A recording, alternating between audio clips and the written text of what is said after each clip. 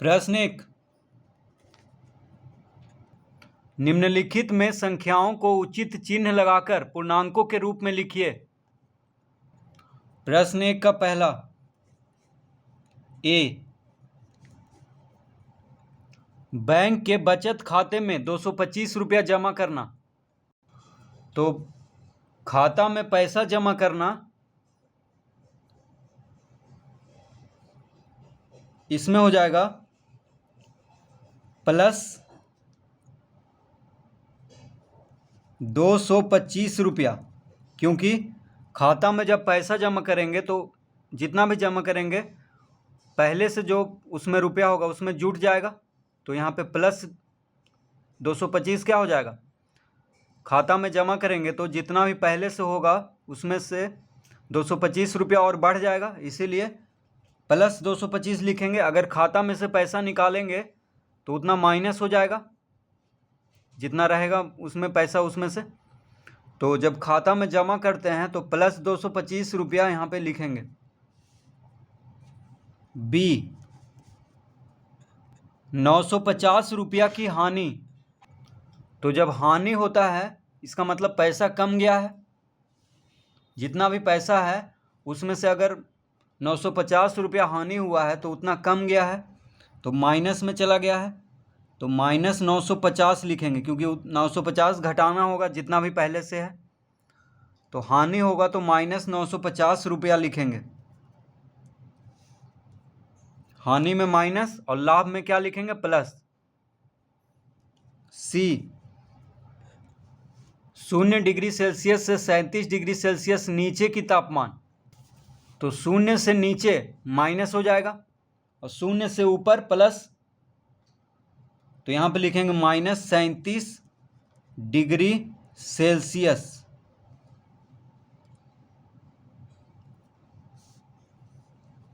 D, भूमि से 3000 metre की ऊंचाई। तो भूमि से ऊपर प्लस और भूमि से नीचे रहता तो माइनस।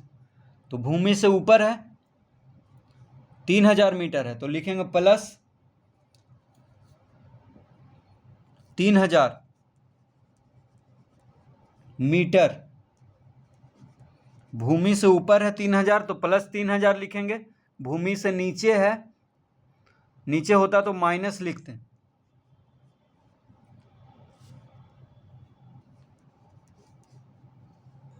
बैंक के बचत खाते में से 815 रुपया निकालना। तो पैसा निकल रहा है यानी पैसा कम रहा है, निकल रहा है पैसा खाता में से, तो पैसा कमेगा ही, तो इसको माइनस में करेंगे। पैसा निकालना माइनस में, पैसा जमा करना प्लस में, तो माइनस 815 रुपया। तो माइनस 815 रुपया।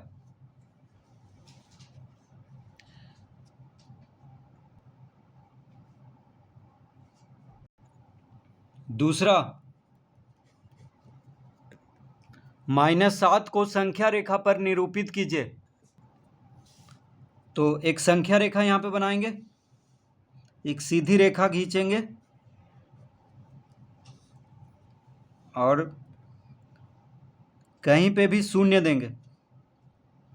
तो शून्य के दायां तरफ होता है धनात्मक संख्या, यानी 1 2 सब बराबर दूरी पर रहेगा, 3 4 इस तरह से बढ़ता जाएगा। शून्य के दायां तरफ धनात्मक संख्या, शून्य के बायां तरफ ऋणात्मक संख्या, -1 -2 -3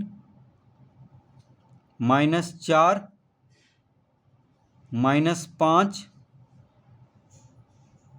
-6 -7। तो कह रहा है कि -7 को संख्या रेखा पर निरूपित कीजिए। तो देखिए -7 कहाँ पे है, यहाँ पे आया, ठीक है। तो यहाँ पे एक